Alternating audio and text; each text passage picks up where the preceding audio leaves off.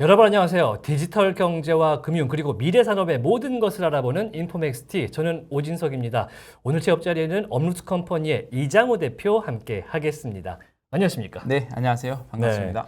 이제 휴가철이 굉장히 뜨겁게 진행이 되고 있고 여름도 조금 있으면 가겠구나 이런 생각이 듭니다. 네. 자, 사업자분들께 7월이란 세금 내는 달이었습니다. 네. 세금 잘 내고 계시죠? 네, 잘 내고 있습니다. 네, 직장인분들은 약간 생소하실 수가 있는데 월별로 굉장히 세금이라는 것들이 연이어서 이어지게 됩니다. 7월에는 부가세 내는 달이었고요. 크립토 업계에서도 혹시 관련된 세금을 내게 되나요? 예, 뭐 세금이라는 건 원래 수익이 있으면 세금을 내는 거니까 돈을 벌었으면 세금을 내는 거고 네. 저희처럼 많이 썼으면 또 환급을 받기도 하고 네. 그렇거든요. 그리고 뭐 그렇습니다. 네, 계속해서 세금을 잘 내고 있는 것으로 확인을 하고 넘어가도록 하겠습니다. 네. 저희가 그래서 오늘 이 크립토, 가상자산, 암호화폐 관련된 세금의 궁금증을 모아서 인포맥스 D에서 한번 풀어보도록 하겠습니다. 어떤 내용이 나올지 조금 잠시 뒤에 확인해 보시기 바랍니다. 바로 인사이트로 출발하겠습니다.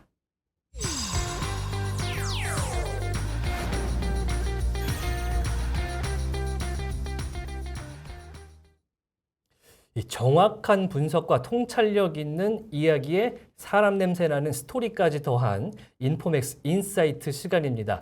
자, 오늘 나와주실 분은 저희가 앞서서 소개해드린 대로 크립토 관련된 세금의 전문가신데요. 어떤 분이 나오시나요? 이제 크립토 업계에는 다양한 생태계들이 있잖아요. 예, 근데 세무 영역이 되게 중요한데 그렇죠. 근데 이게 또 이 크립토는 기술적 영역도 있다 보니까 이 세무를 하는 게 되게 쉽진 않아요. 그렇죠. 그래서 이제 우리가 코인 전문 세무사. 아, 이 코인에 대해서는 누구보다 잘 아는 세무사. 새로운 영역이군요. 네, 맞아요. 시장에 몇 안 계세요. 네, 오늘 네, 소개해 보겠습니다. 그중에 한 IW 분이- 세무사무실의 권인욱 세무사님 만나 보겠습니다. 안녕하십니까? 네, 안녕하세요. 네, 반갑습니다. 굉장히 젊으시고 잘생기시고 앞날이 창창한, 거기다가 영역도 코인 전문 영역이래. 굉장히 잘 선택하셨다 이런 생각이 듭니다. 자, 세무사가 되시고 나서 이제 가상자산 전문 세무사가 되신 거예요? 아니면은 원래는 일반적인 세무를 하셨던 거예요? 원래는 일반적인 세무를 했었죠. 예. 네, 그러다가 뭐 좋은 기회가 있어가지고 뭐 업계에 뭐 대형 거래소에 입사하게 되었고 예. 그 경험을 살려가지고 제가 지금 세무 사무실을 운영 중입니다. 아, 굉장히 이 가상자산을 전문으로 다룬다는 게 쉽지 않은 결정이었을 것 같은데, 네. 앞날이 창창하지 않나 이렇게 생각하시죠? 네, 맞아요. 이게 저도 이제 법인을 운영하다 보면 세무 관련해서 조언의 자문을 받아야 되는데 예. 이게 이제 크립토와 블록체인 설명하다 다 끝나는 경우가 많아요. 일반 세무사는 잘 이해를 못 하시거든요. 그래서 근데 우리가 거래소를 또 경험하셨다니까 거래소 같은 경우는 우리나라에서 가장 많이 성장한 산업 중에 하나니까 그렇죠. 굉장히 다양한 경험을 하셔서 그것들을 많이 노하우를 지금 이제 많이 살려내고 계신 것 같습니다. 다양한 케이스에 대한 세무 경험을 오늘 풀어보도록 하겠습니다. 자, 오늘 이야기 진행하겠습니다. 기재부가 7월 21일인가요? 얼마 전에 2022년도 세제 개편안을 확정 발표했는데, 물론 국회 통과라는 관문이 좀 남아있긴 하지만 2023년부터였던 이 과세 시작 기간을 2년을 유예를 하는 걸로 내용을 발표를 했습니다. 그래서 현재 시점부터 과세가 어떻게 되는지를 좀 알아봐야 될 것 같습니다. 제가 이제 먼저 드리고 싶은 원초적인 질문이 있습니다. 보통 어떤 분들은 암호화폐가 좀 부정적으로 생각하시다 보니까 야, 이거 세금도 안 내는 게 코인 아니냐 이렇게 말씀하시는 분들 분명히 있거든요. 그렇죠. 세금을 냅니까 안 냅니까? 세금은 대부분은 다 냅니다. 대부분은 낸다. 네, 그런데 개인의 코인 양도소득은 내년 이후부터 과세가 되죠. 내년 이후부터. 그러니까 네. 저 앞서서 2년이 유예된다고 한 게 현행법상 국회 통과가 개정안이 안 됐기 때문에 네, 내년부터는 당장 되는 걸로는 되어 있다. 이런 말씀이신데 대부분이라는 뜻, 그러니까 법인은 이미 내고 있는 거죠. 맞아요. 어, 법인이 뭐 가상자산을 양도를 하거나 그걸로 뭐 사업을 하거나 대여를 하는 경우에도 물론 과세가 되고 개인의 경우에서도 코인을 증여를 하거나 아니면 사업을 했는데 그 대가로서 코인을 받는 경우에도 여전히 과세됩니다. 그러면 이 과세라는 거에 대한 이 적용을 받는 법이 있을 텐데 네. 지금 어떤 세법으로 과세를 하고 있습니까? 그러니까 개인에 대한 세법은 소득세법에 되어 있는데 소득세법에서도 지금 개인적으로 양도하는 것에 대해서는 가상 자산이라고 기입이 되어야 됩니다. 근데 지금은 기입은 되어 있지만 23년 이후부터 과세가 된다라고 되어 있기 때문에 과세가 되지 않고 있고요.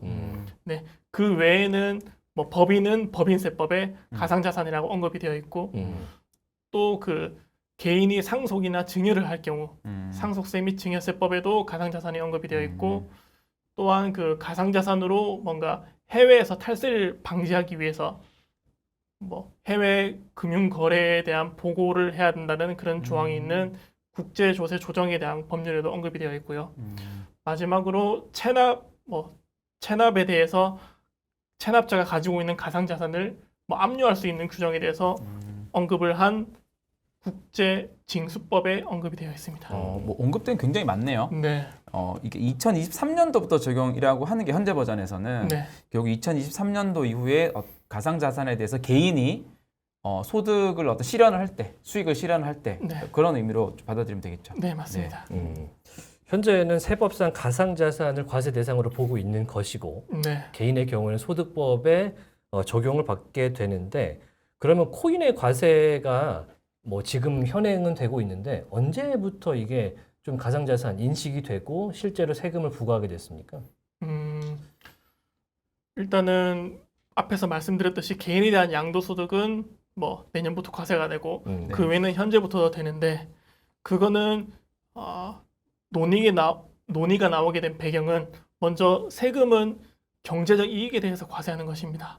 그러면은 사회적 현상, 그러니까 경제적으로 이익이 있으면은 그에 따라서 법률이 거기에 따라서 따라가 줘야겠죠. 그에 맞게 개정이 되고 그런데 가상자산 양도에 대해서는 기존에 과세되지 않던 게 최초로 과세되는 거니까 그런 뭐 입법부, 정부, 관련 업계 사람들이 논의를 해서 어떻게 과세를 할지, 과세를 한다면은 뭐 어떻게 계산을 할지 그런 것들에 대한 논의를 하고 과세가 되어야 되는데 지금 다른 뭐 선진국에서는 이미 과세가 되고 있는데 지금 한국에서는 뭐 내년에서야 지금 과세를 하겠다라고 지금 법에 나와 있잖아요. 그러니까 지금 그런 합의들이 좀 늦었다라고 볼 수 있고요. 그래서 현재 지금 이제 현재까지 나온 거에서 우리가 뭐 국내 주식에 대한 세금도 있고 뭐 가상화폐가 있고 뭐 미술품도 있긴 한데 요거를 한번 간략하게 한번 좀 구분해서 한번 좀 개략적으로 설명을 해주시면 좀 도움이 될 건 하네요. 코인에 대한 과세 기준을 좀 준비된 내용이 있으면 보면서 하는데 일단 제가 알고 있기로는 세율은 지방세를 포함해서 22% 되고 그 다음에 뭐랄까요 그 공제는 250만 원의 차이까지 그렇게 인정을 하고 있다 이렇게 되는데 요거 한번 설명을 좀 직접 부탁드릴게요. 네, 상장 주식과 가상 자산과 미술 작품 이렇게 세 가지로 비교를 해서 그게 가장 좋을 것 같아요. 먼저 일단 내년 기준으로 한다고 하면은 상장 주식 같은 경우에는 뭐 3억 이하는 22%로 과세가 되고요. 가상 자산은 22%로 똑같이 과세가 되는데 둘 다 그 다른 종합소득과 합산되지 않고 그 소득에 대해서만 과세가 됩니다. 그러니까 이제 종합 합산 안 되니까 누진세가 적용 안 되고. 그렇죠. 미술 작품도 똑같이 그 미술 작품에 대해서만 22%로 과세되고요. 우리 일반적으로 20%로 알고 있는데 이제 그 2%는 이제 지방세 가 추가돼서 22%. 실제적으로 내야 되는 건 22%. 그렇죠. 그 다음에 공제되는 금액은 국내 주식 같은 경우에는 저희 현재 뭐 5천만 원까지 내년에는 그러니까 그 금융투자 종합과세라고 해서 5천만 원까지 공제되는 걸로 지금 법령이 나와 있고요. 가상 자산 같은 경우에는 250만 원까지 공제되는 걸로 나와 있습니다. 미술 작품 같은 경우에는 뭐 공제되는 금액은 별도로 없는데 다만 그 필요 경비를 한 80%나 90% 정도 인정을 해줍니다. 양도 금액에서. 그러니까 뭐 거의 실질적인 소득은 현저하게 줄어들 수가 있는 거죠. 그 현재의 과세 기준을 보니까 해외 주식을 거래할 때의 그런 공제율이라든지 그런 뭐랄까 과세 세율 이런 것들을 좀 참고가 현재까지는 많이 된 것 같고 이게 우리가 뭐 그 유를 말씀해 주셨는데 이제 비트코인의 가격에 대비해 보면 지금 비트코인 3천만 원이니까 비트코인 3천만 원 하나를 사고 내년에 이게 5천만 원이 돼서 5천만 원 팔았어요. 그럼 2천만 원의 수익이 발생을 했고 그죠? 2천만 원 중에서 250만 원이 공제되고 그럼 1,750만 원 중에서 22%가 세금을 낸다. 네, 맞습니다. 그렇죠. 근데 그게 현재는 23년 내년도부터로 이제 되어 있고 네. 이제 국회에서 통과가 되면 2025년부터로 2년이 더 연기가 된다. 네, 맞습니다. 자, 궁금한 게 있는데 그 뭐지? 세금을 내게 되는 기준 거기에는 이제 기간도 상당히 시점이 중요할 것 같기도 해요. 네. 예를 들어 방금 전에 이장우 대표가 말씀하신 것처럼 뭔가 수익이 발생돼서 세금을 내게 되는데 이게 내가 매도를 할 때의 시점 기준입니까? 아니면은 이거를 매수를 할 때 시점 기준입니까? 그러니까 예를 들어서 올해 가지고 있다가 2023년에 매도를 했습니다. 네. 그럼 여기에 대한 세금은 언제 내는 겁니까? 아, 네. 일단은 과세 기준은 매도나 아니면은 대여를 해서 받았을 때 시점입니다. 받았을 네. 때. 네. 그래서 그 매도라는 것은 구체적으로 말하면은 소유권이 타인에게 유상으로 이전이 되는 것입니다. 네. 그래서 저희 보통 판매 매도라는 것은 원화를 받거나 아니면 다른 종류의 코인을 받고 소유권이 이전되는 것이죠. 네. 예. 네. 네, 그러니까 그 매도, 뭐 양도의 개념에 포함이 되고 네. 아니면은 저희 쇼핑몰에서 가상자산을 그대로 결제를 하는 경우에도 그럴 수 있죠. 네, 그런 경우에도 본인이 가지고 있는 가상자산이 소유권이 이전되면서 이전되죠. 네, 유상으로 그러니까 뭐 쇼핑몰에 옷이라는 대가를 받으면서 이전이 된 거니까 그것도 양도입니다.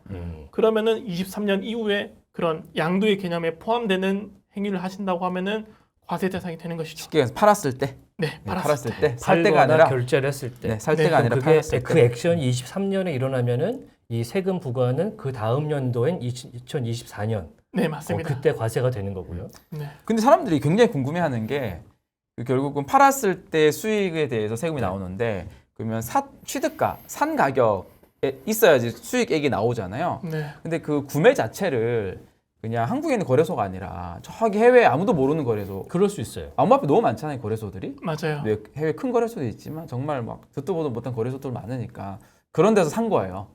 이 3천만 원을 오늘 3천만 원을 제가 업비트에서 산 게 아니라 해외에 있는 거래 3천만 원 산 거예요. 땡땡땡 이 샀습니다. 구매한 가격을 어떻게 알죠? 국세청이?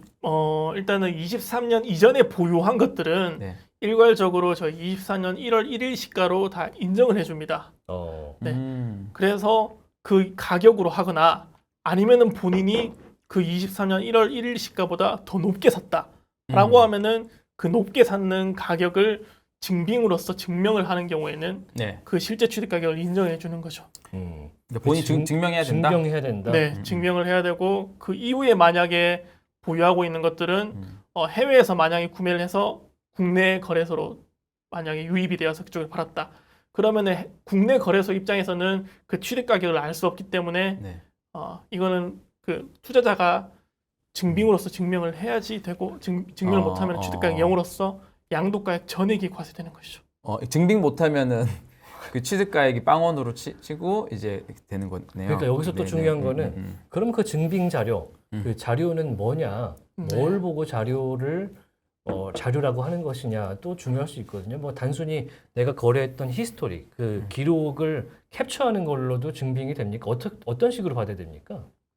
증빙에는 뭐 뚜렷하게 정해진 양식은 없지만 없어요. 네, 보통 그 해외 거래소에서 뭐 거래 내역들을 받아가지고 그게 뭐 PDF 파일이든 엑셀 파일이든 그런 형식으로 받는 게 일단 제공을 기본적인 하죠. 거고요. 예. 근데 그게 원본인지 아니면은 본인이 조작했는지 모르기 때문에 보통 그 고객센터로부터 받은 그런 뭐 흔적, 뭐 고객센터의 이메일이라든지 아니면은 그 사이트에서 그거를 뭐 엑셀로 다운받는 그 행위를 동영상으로 뭐 찍는다든지 그런 식으로 보충하기도 합니다만 아직 정해진 바는 없습니다. 제가 알기로는 그 증빙을 하면 기본적으로 그 증빙한 자료를 믿어줘야 되고 그게 이제 조작된 거라면 조작된 거를 이제 역으로 국세청에서 증빙을 해야 되는 거라 기본적으로는 최선의 방법으로 그게 뭐 스캔이든 출력이든 거래 내역들을 증빙하는 그거밖에 없는 것 같아요. 저희가 이제 머릿속에 이제 셋이 이야기를 하는데 머릿속에 숫자와 한자와 영어가 혼용되다 보니까 아하, 네. 굉장히 지금 어려운 상황인데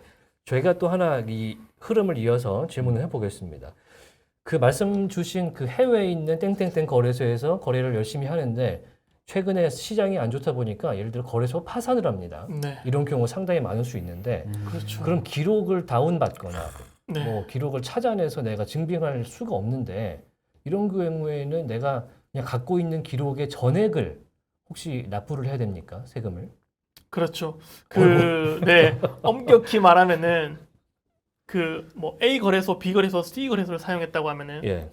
제가 지금 현재 가지고 있는 거는 A, B, C에서 벌어들인 거래소의 합일 거잖아요. 네. 네. 그러면은 그 중에서 A 거래소 내역이 없다라고 하면은 그 A 거래소에서 벌어들인 소득만 일단은 뭐 증여세로 과세되기도 합니다. 어. 네, 그래서 그 A 거래소가 만약에 없어져서 거래 내역을 얻을 수 없다라고 하면은 뭐 세법은 다 근거 과세이기 때문에 네. 그런 증빙이 없으면은 다 증여세로 과세되도록 규정이 되어 있거든요.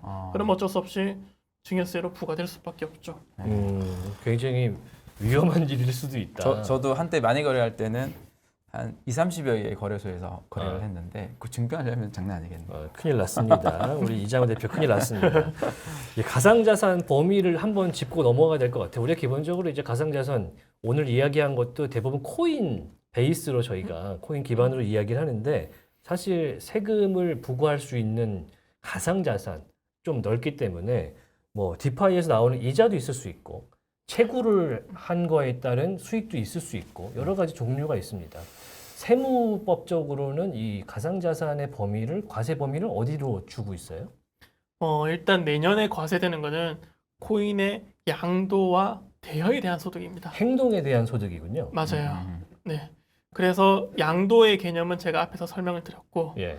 대여는 말 그대로 가상자산을 대여를 하고 그 대가로 받는 것입니다. 근데 그걸 받을 때 코인으로 받거나 아니면 원화로 받거나 그거는 중요치 않아요. 대여를 한 행위에 대해서 과세를 하는 것이기 때문에 과세가 되는 것이고 그래서 C파이나 D파이 예치 같은 서비스는 실질적으로는 가상자산을 대여를 하고 받는 소득이기 때문에 그것도 내년부터 과세를 하겠다는 뜻이고요. 여기서 대여라는 거는 어떤 내용이죠? 보통 대여하면 이제 비디오 가게 대여 이런 거 생각하시는데 그 빌려주는 대여는 아니죠? 빌려준 대여죠. 네, 빌려주는 대여입니다. 그래요? 대여라는 개념은 그 원본을 그대로 다시 돌려받는 개념인 거고 그에 대한 대가를 주는 것이 뭐 대여라는 개념인 거죠. 그러니까 코인을 빌려주고 이제 빌려준 대가로 이자 수익을 이자를 받는. 받잖아요. 네. 그럼 이자를 받는 것도 이제 세금에 포함된다라는 건데 그럼 이자를 받는 거는 우리가 말하는 취득가액은 본인이 산 게 아니니까 없잖아요. 네. 그러면은 이자 받는 가상자산의 금액 전체에 그냥 20%가 세금이 되는 거 봐야 되나요? 아니요. 일단은 네네네. 일단은 대여를 한 소득에 대해서 1차적으로 되기 때문에 네. 대여를 받았을 때 그 시가가 뭐 10원이라고 하면은 네. 일단 10원으로 과세가 됩니다. 10원으로. 네. 그리고 그 코인을 나중에 양도를 할 때는 취득 가격을 10원으로 해서 네. 다시 양도가액과 차액에 대해서 과세가 되죠. 네네네. 네. 그렇죠. 그래서 결국에는 총액으로 하면은 뭐 양도가액 전액에 대해서 과세가 될 뿐이긴 한데 이 받은 것도 언제 팔았냐에 네. 따라서 또 바뀌겠네요. 그렇죠. 네. 결국에는 이 취득하고 그다음에 매도할 때 요거의 이제 차액에 따른 수익에 대한 과세가 기본적인 그런 과세 기준인데 NFT 같은 경우 최근에는 이제 예전에는 우리 코인 거래 많이 했는데 요새는 NFT 같은 걸 발행도 하고 뭐 민팅이라 그러죠. 네. 그러면서 그거에 대해서도 뭔가 코인의 역할을 하기 때문에 그것도 수익을 창출하잖아요. 네. 이 과세는 NFT 같은 건 어떻게 됩니까? NFT 같은 경우에는 좀 복잡한 개념인데 예. 이 NFT에 대한 과세를 이해하시려고 하면 실질 과세에 대해서 이해를 하셔야 됩니다. 실질 네. 과세. 네. 그게 무슨 뜻이냐고 하면은 뭐 거래의 외형, 명의, 형태와 실질과 다른 경우에는 실질에 따라서 과세된다는 뜻이고요. 이게 뭐 예시를 제가 드려보면은 부모와 자식 간에 네. 부동산을 매매를 한 뭐 계약서를 만들고 대금도 왔다 갔다를 했어요. 근데 실질에는 그 대금을 부모님이 몰래 현금으로 줬습니다. 이런 경우에는 외형은 양도지만 네. 실질은 증여인 것이죠. 네. 이런 때에는 증여로 과세하겠다는 게 세법의 태도고요. 이와 같이 NFT도 외형은 NFT일 수가 있지만 네. 실질로서 어떤 건지 보고 과세할 수가 있어요. 증여인지 아닌지에 대한 판단. 네, 그래서 가능하겠네요. 제가 네. 뭐 아직 NFT에 대해서는 어떻게 과세할지 뭐 법적인 거나 가이드라인이나 판례가 없기 때문에 제 네. 사견을 말씀드리면은 총 3가지로 볼 수 있는데요. 네. 첫 번째로는 뭐 제일 흔한 경우로서 네. 기존에 있는 자산을 뭐 NFT화하는 거죠. 뭐 네. 예를 들어서 가상의 공간에 그림을 그려서 네. 그 그림을 NFT화해서 뭐 NFT 거래소에서 판매하는 경우, 네. 일반적인 경우. 네, 네네. 일반적인 경우죠. 이런 경우를 좀 풀어서 보면은 네. 그 그림 원본을 네. NFT라는 그 원본이라는 보증서와 함께 판매하는 것과 같다고 볼 수도 있지 않습니까? 네네. 네. 그러면은 결국에는 가상 세계에 있는 미술품을 판 것과 같기 때문에 예. 미술품에 대한 세금 처리를 할 수 있는 것이죠.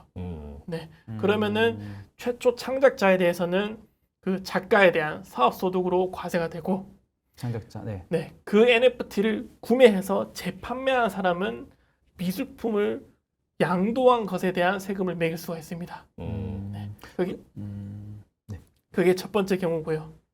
두 번째 경우는 기존에 있는 자산이 아니라 새로운 뭔가를 만든 거예요. 뭐 예를 들어서 얼마 전에 뭐 이세돌 씨가 알파고와 바둑에서 이긴 그 순간을, 그 바둑 한 수 한 수를 뭐 영어와 숫자를 이용을 해서 NFT를 만들어서 판매한 것이 있습니다. 네. 네, 이런 것들은 그 기념적인 것들을 코딩화를 한 건데, 이거를 뭐 기존에 있는 미술품으로 볼 것이냐, 네. 아니면은 새로운 뭔가의 자산으로 볼 것이냐에 네. 따라서 뭐 실질 과세를 적용할 수가 있죠. 만약에 후자로서 새로운 것으로 과세가 된다고 하면은 과세할 근거가 없기 때문에 과세가 안 될 수가 있고요. 마지막 세 번째로는 이거는 실질이 아니라 좀 형태를 중요시한 것인데, 네. 그 저희 가상자산의 개념에 따라서 NFT도 그의 개념에 거의 맞다라고 볼 수 있거든요. 네. 왜냐하면은 저희 특정 금융 거래 정보에 대한 보고 및 이용에 대한 법률에 가상자산의 정의가 나와 있습니다. 가상자산. 네네. 그렇죠. 경제적 가치를 가진 전자적인 형태로 이전되는 정자적 증표. 네. 네. 그러니까 요게 NFT 개념에 부합이 될 수 있어요. 맞아요. 왜냐하면은 NFT는 현금화가 되기 때문에 경제적 가치를 가졌다고 볼 수 있고요. 네. 전송도 다 블록체인이나 뭐 그런 전자적 형태로 이전이 되고 전자적 형태로 가지고 있기 때문에 가상자산 개념에 부합이 되죠. 네. 그러면은 코인에 대한 세금으로서 그대로 과세도 할 수 있는 거예요. 네네. 그러니까 이렇게 다양하게 세 가지 방법으로서 과세가 될 수 있는데, 아직은 어떻게 하겠다라는 특별한 입장이 없기 때문에 좀 열린 결말로서 그러니까 되고 있는 맞아요. NFT에 대해서는 특별히 그런 가이드라인 많이 없는 것 같은데, 근데 이런 케이스 많이 있을 것 같아요. 비트코인에서 우리가 이제 같은 해 내에서는 수익과 손실을 나는 거를 서로 이렇게 이제 그 뭐라고 하나요? 상계해서 수익을 네. 판단하잖아요. 비트코인에서 1,000만 원 수익을 보고 NFT를 사고 팔아서 1,000만 원을 손해를 본 거예요. 네. 이 두 개가 같이 그러면 1,000만 원 수익, 손해, NFT와 코인 같이 이렇게 해서 제로가 될 수 있나요?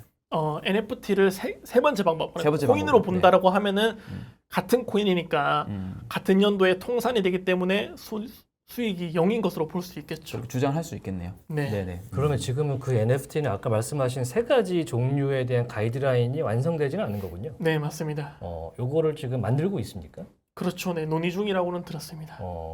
지금 자료를 보니까 가상자산 관련된 거래 명세에서 기장하는 기장표가 지금 나와 있는데 네. 잠깐 보겠습니다. 만약에 우리가 비트코인이나 이더리움 같은 거를 거래소에서 거래를 하고 이제 2024년부터 실질적으로 이제 신고를 하게 되면은 어떤 방식으로 좀 신고를 해야 되는지가 지금 나와 있는 것 같은데 굉장히 정교하게 되어 있는 것 같아요.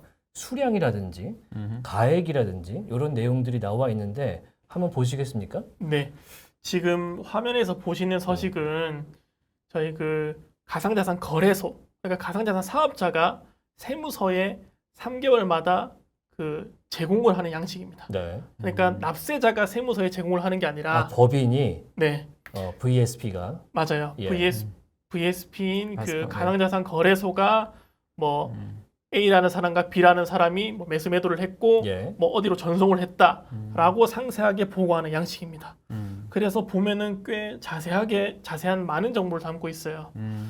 그래서 내년부터는 그런 뭐 거래소에서 거래한 내역들이 낱낱이 보고가 되기 때문에 네. 뭐 자진 신고를 하지 않으면은 뭐 세무서에서는 뭐 통지서가 날라와서 가산세와 함께 부과가 될 수가 있고요. 네. 그리고 혹시 거래소를 통해서 뭐 불법인 증여라든지 아니면은 뭐 탈세나 자금 세탁을 하는 경우에도 세무서에서 다 이 내역들을 알고 있기 때문에 그런 것들을 좀 하는데 제약이 많을 거라고 생각합니다. 솔직히 근데 이제 거래소 같은 경우 원화 거래소에서는 우리가 이제 기록이 원화 거래소는 뭐 투명하게 거의 남기 때문에 뭔가 그 세금 부과에 대한 기준이 명확할 것 같습니다. 뭐 예를 들어 뭐 업비트에서만 사고 팔거나 네. 빗썸에서만 사고 팔면은 기록이 정확하기 때문에 과세가 정확하게 될 것 같은데 이 가상자산의 특성상 뭐 덱스 거래소, 탈중앙화 거래소도 있고 네. 해외 거래소도 있고 우리가 노출되지 않은 거래소도 사실 있고 네. 그렇기 때문에 세금 신고를 사실 피하려면 피할 수도 있겠다 이런 생각도 드는데 이런 것들은 보통 어떻게 추적을 하고 기록을 합니까? 그런 것들을 그러니까 솔직히 해외 거래소나 아니면은 뭐 하드월렛에서 양도한 것들을 일일이 다 추적하기는 힘들고요. 네. 그런데 그런 것들을 간접적으로 과세하기 위해서는 언젠가는 해외에서 판 것들도 그 직접 한국에서 쓰려고 하면은 원화로 환전을 해야 되는데 예. 그 환전을 할 때는 결국에는 국내 거래소를 거쳐야 되기 때문에 그때 양도가의 취득 가격을 빼서 그 금액의 22%를 과세를 하는데 만약에 취득 가격을 해외에서 뭐 양도를 하거나 거래를 한 것들을 보고를 안 하는 경우에는 0으로 계산을 하기 때문에 네. 결국에는 손해를 볼 양도가의 수 있다. 전액에 대해서 과세가 되는 꼴이기 때문에 해외에서 뭐 거래를 한 것을 신고를 하지 않더라도 예. 결국에는 나중에 국내에서 전체적으로 다 과세가 되는 것이죠. 그러니까 이제 가상자산 형태로 뭐 비트코인을 뭐 비트코인끼리 계속 돌아다니는 상태에서는 과세가 되진 않으니까 그걸 이제 원화로 바꿔 쓰는 기준으로 해서 되니까 뭐 그렇죠. 코인의 거래와 지갑에 그냥 있는 경우에서는 뭐 아무리 양도 차익이 그 안에서 있더라도 거기에 대해서 과세가 아니고 원화 거래소를 통해서 출금될 때, 그러니까 매도를 원화로 할 때에 그걸 기준으로 한다는 말씀이시죠? 아니요. 엄격히 말하면 그것도 그건 약간 또 다르긴 해요. 네. 그러니까 지금 과세 시점은 매도기 때문에 네. 매도랑 원화 출금이랑은 다른 이야기죠. 그쵸. 맞아요. 저희도 매도. 주식 세금도 그렇지 않습니까? 해외 주식도 저희 해외 주식을 팔았을 때 기준으로 세금을 내는 것이지. 그거를 뭐 증권사에서 원화를 인출할 때 기준이 아니지 않습니까? 예. 네. 그래서 내국인이라고 하면은 그거를 매도 기준으로 하고 그걸 원화로 인출했는지는 무관합니다. 다만 그 비거주자 외국인 등인 경우에는 그분들은 국내에서 자진해서 신고하지 않기 때문에 네. 출금 기준으로 거래소에서 일정 부분을 떼서 출금하기도 하죠. 아니 그 많은 사람들이 그 최근에 그 루나라는 코인을 또 했다가 손실도 많이 보고 했잖아요. 큰 네. 이벤트였습니다. 네. 굉장히 관심이 많고 이런 질문도 많더라고요. 루나로 엄청 손실 봤는데 이거 뭔가 세금에서 뭔가 이렇게 좀그 보전이나 된 방법이 없는지 이런 약간 여파한 질문도 있고 그거에 대해서 좀 어떻게 좀 보시는 뷰가 있으세요? 일단은 그 손절이라고 하죠. 네. 그 손실을 보는 것들을 네. 일단 중요한 것은 취득 가격을 증명할 수 있도록 네. 본인이 최초에 고가에 샀다는 것들을 증빙을 보관을 하시고요. 네.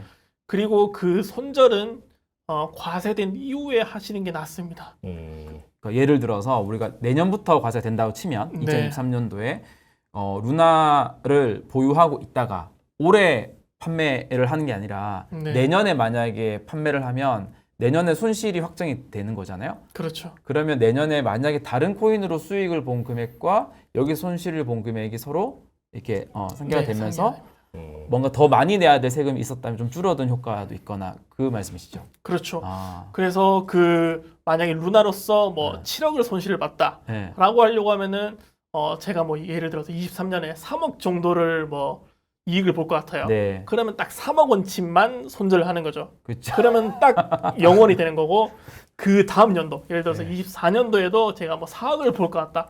그러면 나머지 4억을 딱 손절하면은 딱 맞게 수익이 0이 돼서 절세할 수 있는 방법이 이 될 얘기 수 있죠. 국세청 싫어할 수도 있겠네요. 네, 그러긴 한데 진짜 오케이. 손실 본 거는 사실이긴 하니까. 근데 그러면 지금 이제 많은 사람들이 사실 지금 세금을 이제 과세 기간이 아니니까 네. 이런 거 고려하지 않고 그냥 손실 난 게 너무 보고 있는 자체가 스트레스고 힘드니까 네. 그냥 손실 처리해버리는 경우도 많거든요. 그냥 팔아버리고 더 이상 안 보는 거죠.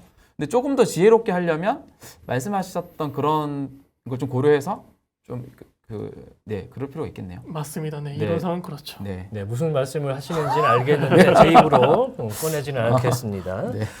자, 많은 분들이 이제 가상자산에 대해서 뭔가 이제 슬슬 세금 부과에 대한 논의가 나오고 있다 보니까 이제 두 분처럼 뭔가 세금에 대한 고민들 어떻게 하면 조금 아낄 수 있을까 이런 내용을 하고 있는데 개인적으로는 여기서 살짝 벗어나서 그 부과하는 기준 중에 아까 뭐 양도도 있고 대여도 있고 이랬는데 증여도 많이 하시는 것 같아요. 네. 그래서 미래 가치를 좀 기대하시는 분들이 자녀에게 1비트코인 주기 이런 걸 좀 모아서 줘보겠다라고 하면은 이런 거는 세금 처리는 어떻게 됩니까? 네. 그 증여는 일단은 현재 아니면은 과거 10년 전에 증여를 했더라도 네. 코인에 대해서는 과세가 돼요. 어, 왜냐하면은 그에 대한 근거는 저희 소득세법은 열거주의로 되어 있어요. 열거주의. 열거주의라고 하면은 과세되는 항목을 콕콕 집어서 명시를 해놔야 되는데 그 외의 법들은 포괄주의로서 명시가 되어 있습니다. 예를 들어서 상속세 및 증여세법에서는 과세 대상이 이익 또는 재산으로 되어 있어요. 그러니까 좀 포괄적으로 되어 있어서 가상자산의 경우는 그게 뭐 현금화가 된다라고 하면 이익으로도 볼 수 있으니까 네. 또 뭐 대법원 판례에서도 재산으로도 본다고 하니까 과세 네. 대상이 되거든요. 네. 그래서 뭐 현재에서도 그 코인을 자녀에게 증여를 하더라도 네. 과세가 되고요. 다만 그게 뭐 현재까지는 그런 거래 내역들을 세무서에서 일일이 알 수 없다라는 점 때문에 뭐 그걸로 뭐 절세가 된다라고 생각을 하시는데 엄격히 말하면 탈세인 것이죠. 네, 탈세고요. 계산을 하는 방법은 네. 올해부터는 그 전송을 했을 때 시점에 전후 1개월 평균 가격으로 계산이 됩니다. 네. 그렇군요. 전송을 했을 시점에. 네, 가격. 엄격히 말하면 전송을 받았을 때 시점입니다.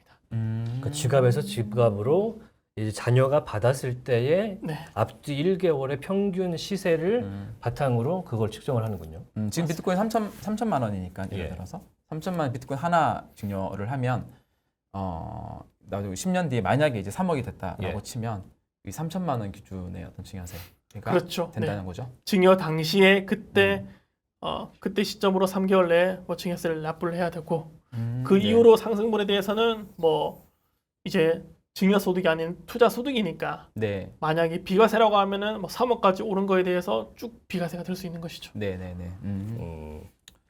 굉장히 그 뭐랄까 사실 뭐 이거 투자 개념으로 보시는 분들 많은데 그냥 미래에게 뭐랄까 자녀에게 주는 선물로 생각하시는 좀 뭐랄까 IT에 밝은 분들 이런 분들이 상당히 있기 때문에 또 질문을 제가 드려봤고요. 하나만 더 질문하면 아, 증여에서 그 증여의 기준이 어떻게 자녀에게 어떤 우리가 그 암호화폐 지갑이 있으니까 지갑의 이전 요 기준일까요? 아니면 예를 들어서 뭐 우리가 거래소에서 이건 자녀용이다 특정 서비스에서 이렇게 지칭을 해두고 그거에 대해서 해도 그 인정이 되는 건가요?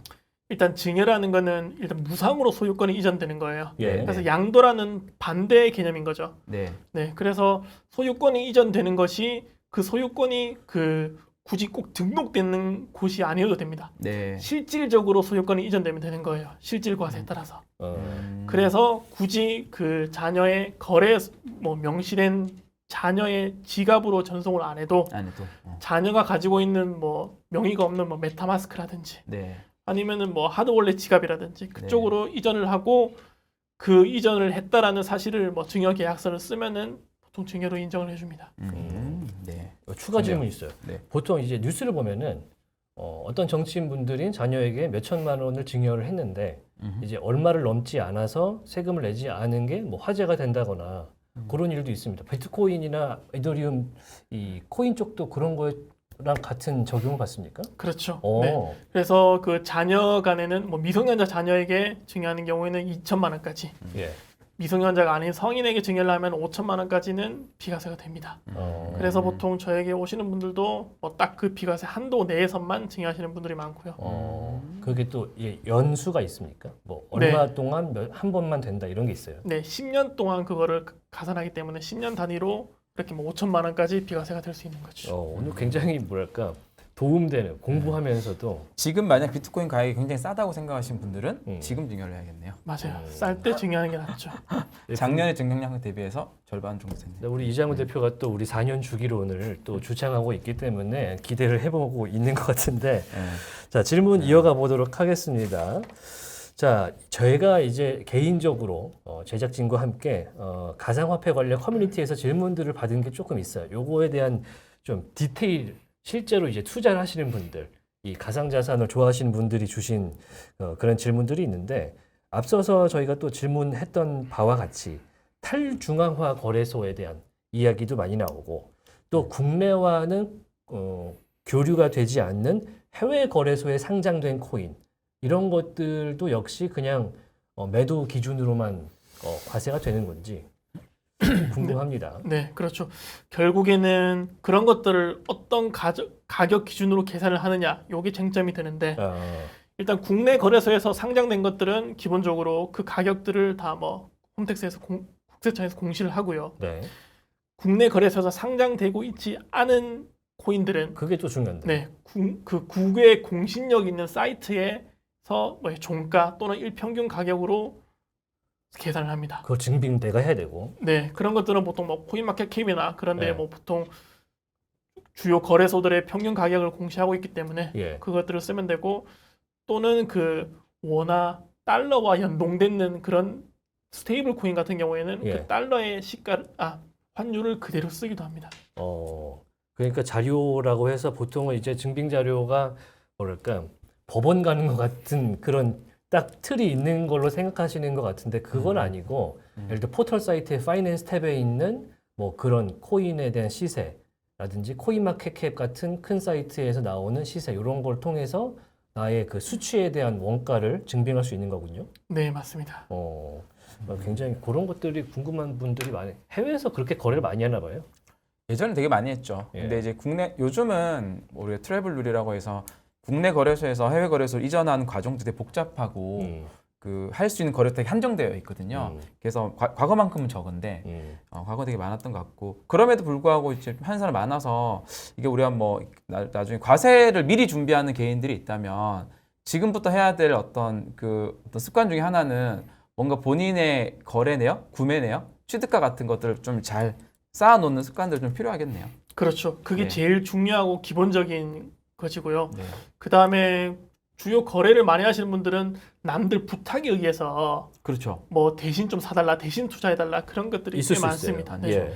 그래서 그런 것들은 세무조사가 만약에 발생이 되면은 세무공무원 입장에서는 그냥 증여를 받은 걸로 보일 수 있거든요. 그렇죠.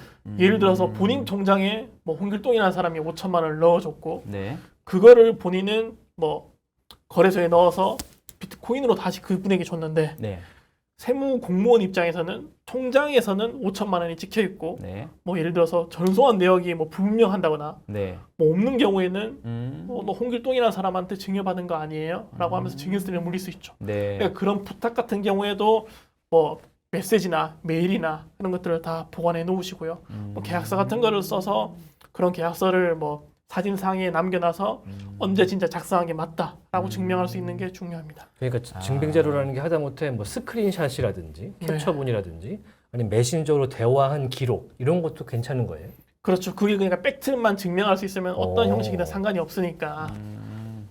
그 출금 내역에 대한 지금 잘 해놔야겠네요. 그러니까 그렇죠. 권세무사님께 제가 뭐 1억을 부탁받아서 1억을 입금받고 대신 사주고 그럼 가상자산 출금해줬을 거 아니에요? 네. 출금한 지갑이 이제 권세무사님 지갑이면 가장 좋겠죠. 그럼 그 자체가 증빙이 되는 거잖아요. 그렇죠. 그죠? 네. 네. 기록이 남아 있으니까. 기록이 남아 있으니까. 그 최근에는 이 채굴 관련된 그 궁금증도 상당히 생기고 있어요. 우리가 이제 거래를 할 때는 사고 팔기 때문에 네. 거기에 대한 거는 이제 차익이라든지 수익이 명확한데 네. 채굴은 말 그대로 내가 마이닝을 하는 거기 때문에 그렇죠. 암호화폐를 만드는 거잖아요. 이런 것들은 예를 들어서 요 어떻게 궁금한 게 과세하나? 많은 것 같아요. 이 부분이 네. 취득가라는 게 없잖아요. 네, 거래소 네. 사는 게 아니니까. 없는 네. 걸 만드는 거니까. 네. 일단 채굴에 대해서는 크게 그냥 개인적으로 개인 컴퓨터로 취미로. 뭐 취미로 하시는 네. 분들이 있고요. 아니면은 진짜 뭔가 공장을 뭐 임차하시고 채굴기도 엄청 막 구매를 하시고 냉방 설비나 뭐 전력 설비까지 갖추신 분들이 있어요. 이른바 하우스. 맞아요. 네. 예. 그 전자의 같은 경우에는 이게 사업 목적이라고 볼 수 없기 때문에 그런 채굴 같은 경우에는 채굴을 코인을 취득을 했을 때는 뭐 과세가 안 되고 나중에 그거를 양도를 했을 때 뭐 취득가액을 0으로 모아 양도가액 전액으로 과세가 될 수 있겠죠. 그래서 그 채굴된 것들을 그 23년 이후에 양도를 하면은 취득가격 0이나 아니면은 23년 1월 1일 시세로 그걸 만약 인정을 해줄 수도 있을 것 같아요. 왜냐하면은 법령에는 23년 이후 이전에 보유한 코인에 대해서 뭐 이제 취득가격을 인정해준다라고 되어 있기 때문에. 그리고 후자의 경우 뭐 하우스 같은 경우에는 뭐 법적으로 하면은 그거는 사업소득으로 과세가 될 수도 있습니다. 사업소득이라는 거는 사업성을 가진 경우 뭐 좀 풀어서 설명드리면은 본인의 명의로서 계속 반복적으로 영리 목적으로 뭐 사업을 영위한 경우인데 근데 뭐 공장을 임차하고 채굴 설비도 있고 그거를 관리하는 뭐 직원분들도 있고 이러면 누가 보더라도 사업성이 있다라고 볼 수도 있고 그러면은 그 사업 소득은 뭐 5년 전 법으로 해도 과세될 근거가 있거든요. 네. 저희가 지금 궁금한 게 많다 보니까 이제 세무사님한테 몰아치기로 질문을 드리고 있어서 그러니까 채굴을 이제 좀 정리해 보면 네. 우리 채굴에는 이제 이 전기나 이렇게 하드웨어적인 설비를 가지고 채굴하는 경우는 방금 같이 취득가액을 그렇게 정리하면 될 것 같고요. 거기엔 들어간 비용들이 있으니까. 근데 뭐 최근에 많이 나오는 이더리움 같이 이더리움 같이 뭐 POS라고 해서 스테이킹을 한다. 채굴장 필요 없이 그냥 이더리움을 어떤 이제 이더리움 네트워크 예치해 두고 거기에서 나오는 이자가 또 이더리움이란 말이죠. 네. 여기서 나오는 어떤 채굴 수익, 이것도 채굴 수익이라고 본다면 뭐 스테이킹 수익이지만 요거에 대한 세금은 요건 취득가 그냥 0이네요. 물리적인 어떤 장비들이 따로 없어서 뭐 취득가를 증명할 수가 없네요. 그렇죠. 네. 그러니까 방금 스테이킹이라고 말씀하셨는데 네. 그것도 실질 과세에 따라서 형태는 스테이킹인데 실질은 그 코인을 대여하고 받은 소득으로 보면은 과세가 될 수 있고요. 그렇죠. 네. 그때는 취득 가격으로 양도를 하지 않더라도 바로 과세가 됩니다. 내년부터는. 네.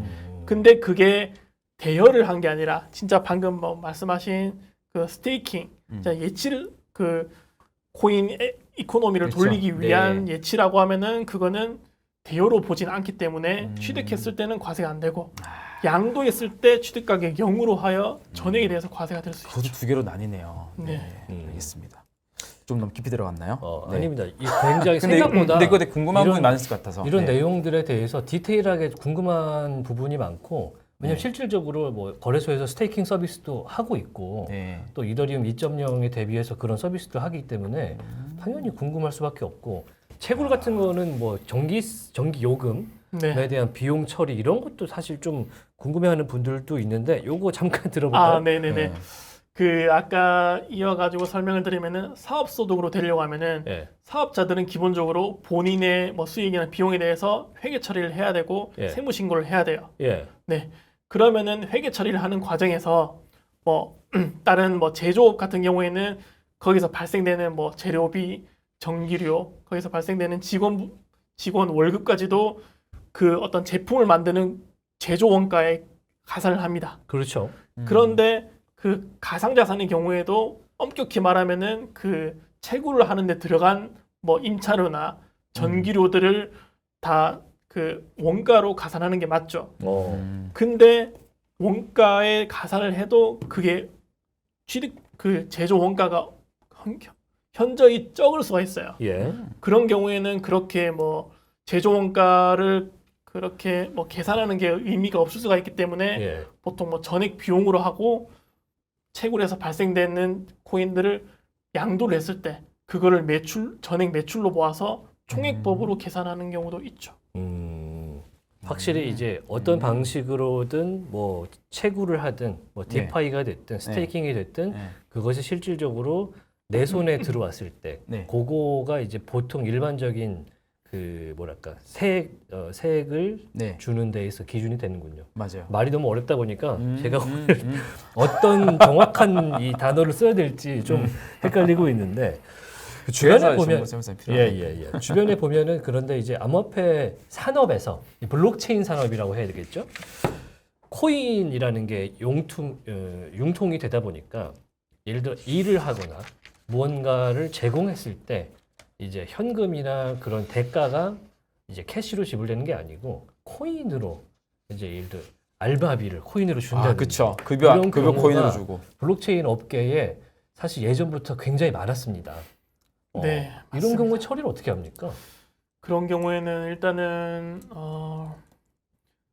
원칙은 그 계약서에 그러니까 본인이 제공한 서비스의 대가로 일단 1차적으로 과세가 되는데 예를 들어서 뭐 저의 자문 용역이 100만 원이라고 계약서에 쓰고 그 100만 원을 코인으로 환산하여 받는다라는 경우도 있어요. 네, 그렇죠. 그런 경우에는 100만 원 기준으로 과세가 되기도 하고요.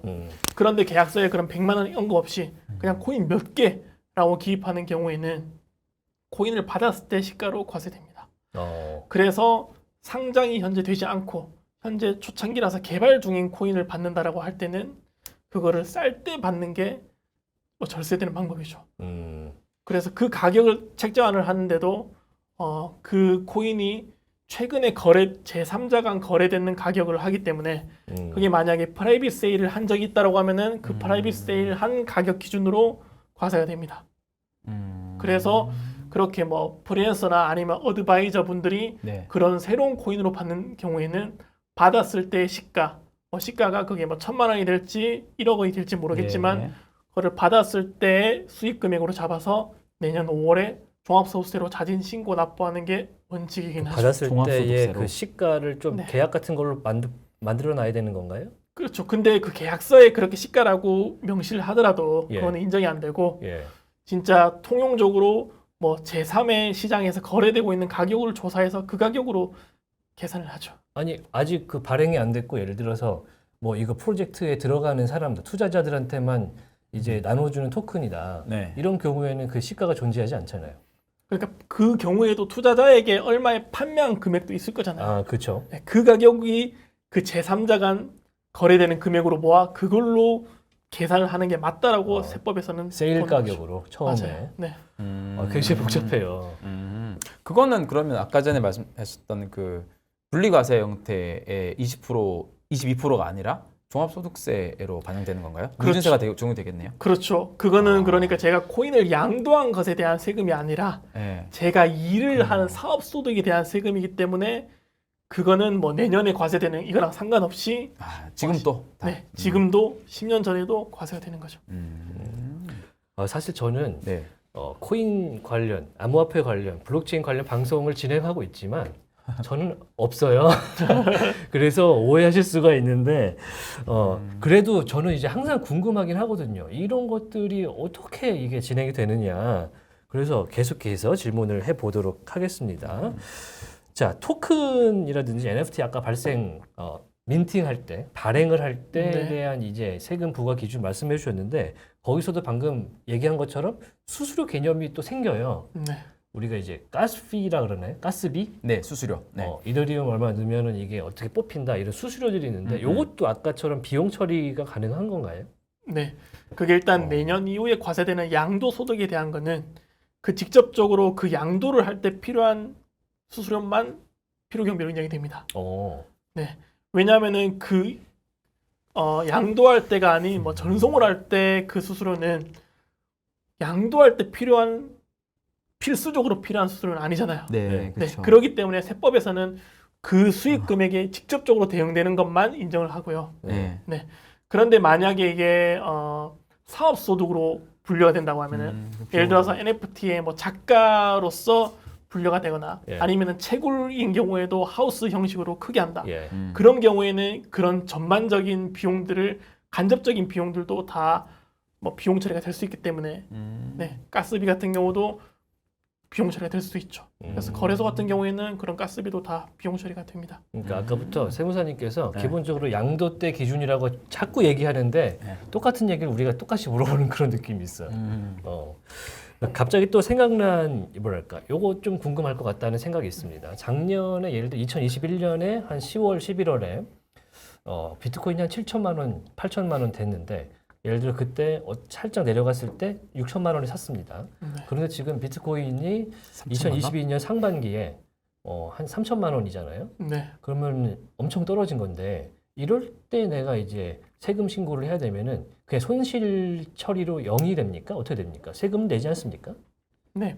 일단은 양도를 했으면은 그게 손실이든 말든 신고는 해야 되고요. 예, 신고는 해야 된다. 네, 신고는 해야 되는데 왜냐면 세무서 입장에서는 손실인지 아니면 이득인지 모르잖아요. 신고를 안 하면은. 그렇죠. 그러니까 손실이라고 신고를 해야 되는데 다만 저희 의제 취득가액에 의해서 23년 1월 1일 시세가 3천만 원보다 낮을 수가 있잖아요. 네, 그러면 억울하게 이득인 것으로 세금 신고가 될 수도 있습니다. 그럴 수 있어요. 그러니까 그럴 경우에는 제가 최초에 뭐 6천만 원에 구매한 것을 증빙을 통해서 세무서에 소명을 해서 아 저는 이익 본 게 아니라 손실을 봤습니다라고 신고를 해야지 뭐 정상적으로 처리가 되겠죠. 그럼 그것과 연관해서 아까 그 루나테라 관련해서 네. 그 지금 예를 들어 상패도 되고 어떤 거래소에는 그냥 휴지 조각 수준으로 된 아직도 상장되는 데가 어딘가 있겠죠. 그런 식으로 기준점을 잡아서 아직도 너는 그래도 수익이 있구나라고 하면은 이것도 세금 내야 되는 거예요?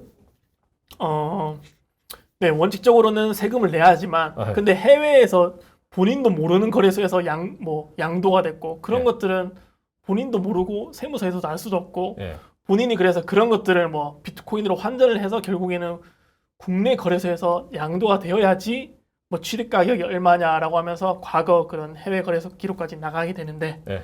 지금 그런 액션을 안 하고 지금 어디 있는지 모르는 거잖아요. 예. 그러니까 결국에는 그런 것들은 신고를 안 해도 되는 것이죠. 아, 무의미한 특히 것이다. 루나 같은 경우는 만약에 본인이 이제 내년 이후에 이걸 매도하겠다라고 생각하는 사람은 취득가에 대한 증명이 반드시 미리 준비를 해놔야 되는 거예요. 왜냐하면 이게 이제 아까 말씀하셨던 의제 취득가가 뭐냐면 뭐 취득가를 준비하지 않았을 때 1월 1일 기준이에요. 12월 31일 기준이에요. 똑같습니다. 어. 12월 31일 24시나 어. 0시나 똑같죠. 그렇죠. 그러니까 12월 31일 기준에 그 당시의 시가가 예. 그냥 취득가로 그냥 기본 세팅이 되는 거거든요. 근데 뭐 루나 같은 경우는 12월 31일 가격은 뭐 안 봐도 미리 예측할 수 있잖아요. 굉장히 낮은 가격이잖아요. 그렇죠. 이게 취득가로 이렇게 기본으로 세팅이 되는 거죠. 영에 수렴하는 가격으로. 영에 수렴하는 가격으로. 그러니까 내년에 이거를 매도를 해서 손실분을 증명하고 싶어도 증명이 안 되는 거죠. 그러려면 본인이 올해 또는 작년에 이 루나를 10만 원에 샀다라는 것을 해외 거래소 샀으면 그거에 대한 증빙 뭐 이런 거 다 준비해 놓는 게 되게 중요하죠. 필수인 거 아니에요? 루나 같은 경우는. 네. 예를 들어 뭐 스테이킹 관련된 것도 저희가 이야기를 나눴고, 근데 미국에 보면 이제 선물 거래소도 비트코인 선물이 있는데 네. 이런 데 보면은 뭐 랜딩 피도 분명히 있고 뭐 주는 거, 그리고 펀딩하는 수익 그 비용도 들어가고 굉장히 복잡합니다. 그래서 스테이킹 아까 말씀하셨는데 네. 스테이블 코인은 이게 달러랑 또 연동이 돼 있는데 이런 거는 시세가 사실 일정하잖아요. 네. 이거에 대한 세금은 또 어떻게 됩니까? 똑같죠. 스테이블 코인도 양도를 할 때는 똑같이 그 양도 금액도 있을 것이고 예. 뭐 취득 금액도 있을 것이니까. 네. 그렇죠. 근데 그 기준을 뭐 모른다고 했을 때는 그 똑같이 환율 기준, 공시된 환율 기준으로 쓰고요.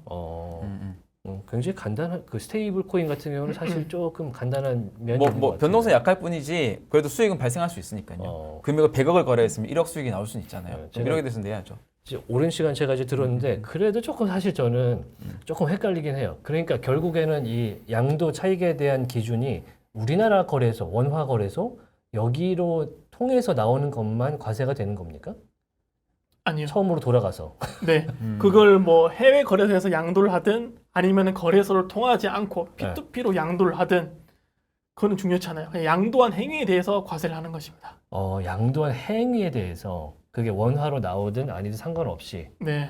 그러니까 듣다 보면은 이게 헷갈릴 수도 있겠다 이런 생각이 조금 듭니다.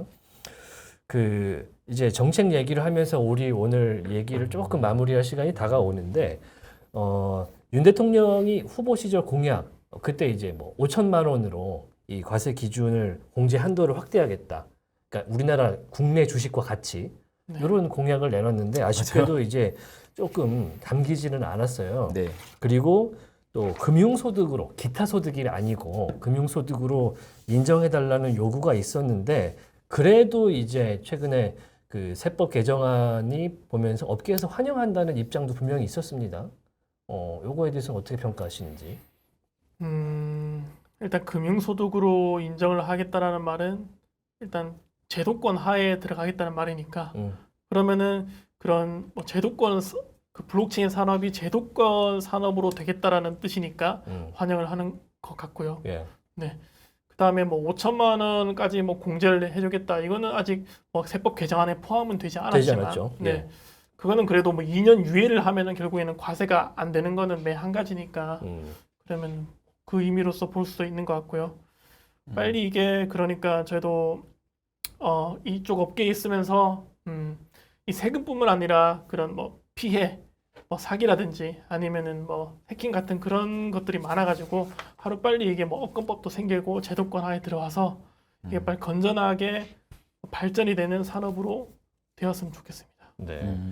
사실 이제 디지털 자산 기본법에 대한 내용이 올해 이제 하반기부터 시작돼서 내년쯤에 이제 입법화가 될 것이다 얘기가 나오고 있는데 2025년이라는 유예안이 아마 그 기본법하고 좀 연결이 돼서 만들어지지 않을까 이런 생각이 듭니다. 가능성이 높죠. 2025년도부터 과세가 될 네. 확정은 안 됐지만 이제 암호화폐 투자하시는 분들 그리고 산업에 종사하시는 분들 세금 고민 많으실 텐데 그분들께 간단하게 이건 이렇게 처리하는 게 가장 좋다. 한번 절세를 하시고, 네, 그렇습니다. 일단 제일 중요한 건 모든 것들은 다 증빙을 다 가지고 계시고요. 증빙. 그게 불리하게 작용할지 유리하게 작용할지 불리하게 작용하면은 그거를 뭐 제출을 뭐 안 하시거나 그러시면 되니까. 예. 근데 그게 제일 기본이고 그 다음에 대부분은 세금이 발생된다라고 생각하시고 금액대가 좀 크면은 전문가를 미리 찾아갔으면 좋겠습니다. 네. 네, 그러지 않고 나중에 일이 저지른 다음에 찾아오면은 저희도 뭐 손 쓸 수 없는 경우가 많거든요. 네. 이 두 가지가 제일 중요하다고 봅니다. 오늘 뭐랄까 굉장히 상담 받은 기분. 증빙 또 증빙. 네, 증빙. 더 어려우면 찾아가라. 네, 권인욱 세무사와 함께 이야기 나눠봐라 이런 말씀이신 것 같습니다. 오늘 출연 소감 들으면서 마무리하도록 하겠습니다. 네, 오늘 이렇게 좋은 자리에 불러주셔서 감사하고요. 예. 뭐 생각보다 뭐 편한 분위기를 만들어 주셔서 떨리는 그런 건 없고요. 네. 네, 이렇게 뭐 약간 프렌들리, 약간 네. 네, 좋으신 분들과 이렇게 네. 자유롭게 이야기할 수 있어서 좋고요. 이런 정보들도 많이 아셔서 뭐 코인 세금에 대해서 편견 같은 것도 없어졌으면 좋겠습니다. 네, 블록체인에 대한 이야기가 사실 부정적인 것도 상당히 많은데 투자하시는 분들도 굉장히 많아요. 그래서 이 세금 문제도 저희가 한번 풀어봐야 될 내용이라고 생각하고 오늘 IW 세무사무소의 권인욱 세무사와 이야기를 나눠봤습니다. 오늘 나와주셔서 대단히 고맙습니다. 네, 감사합니다. 고맙습니다. 감사합니다. 오늘 세무 이야기 해봤습니다. 궁금증 많이 푸셨어요? 많이 풀었어요. 네, 이게 좋습니다. 워낙 굉장히 다양한 케이스들이 있다 보니까 네. 그런 하나하나가 그 어디에도 가이드라인이 명확한 데가 사실 없어요. 그런 부분도 다투시겠죠. 약간 본질적인 원리들을 좀 짚어주셨으니까 그걸 기준으로 나머지를 또 해석하면 좀 도움이 많이 되겠죠. 네, 앞으로도 저희가 이제 권인욱 세무사 또 모셔보고 더 디테일한 이야기들, 바뀌는 법에 대한 이야기도 함께 나눠보도록 하겠습니다. 자, 인포맥스티 오늘 저희가 준비한 내용 여기까지로 마무리를 해야 될 것 같습니다. 굉장히 즐거운 시간이었고요. 다시 한번 모셔보도록 하겠습니다. 시청해주셔서 너무 고맙습니다. 인사하면서 마무리하겠습니다. 안녕!